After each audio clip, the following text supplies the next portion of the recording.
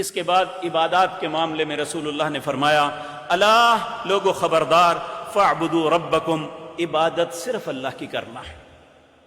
پکارنا ہے تو اللہ کو، مانگنا ہے تو اللہ سے، مصیبتوں کا مداوع کرنا ہے تو اللہ سے، فاعبدوا ربکم، صرف اللہ کی عبادت کرنا، وصلوا خمسکم، دن کے اندر 5 نمازیں تم پہ فرض ہیں، 5 ہی ادا کرنا، 4 3 کی گنجائش نہیں ہے، صلوا خمسکم، 5 نمازوں کو پڑھنا ہے، وصوموا شہرکم، رمضان المبارک کے روزے رکھنے ہیں، وَأَدُّوا زَكَاةَ أَمْوَالِكُمْ، اگر اللہ نے مال دیا ہے تو اس مال میں سے زکوٰۃ کو ادا کرنا ہے، اور اسی طرح وَتَحُجُّوا بَيْتَ رَبِّكُمْ، اپنے رب کے گھر کی بیت اللہ کا حج کرنا ہے، وَأَطِيعُوا وُلَاةَ أَمْرِكُمْ تَدْخُلُوا الْجَنَّةَ رَبَّكُمْ،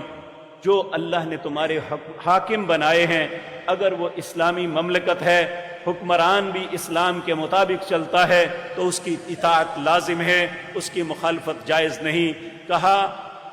اللہ کی جنت میں سلامتی کے ساتھ داخل ہو جاؤ گے، تو اللہ رب العزت ہم سب کو رسول اللہ کے فرامین پہ عمل کرنے کی توفیق عطا فرمائے۔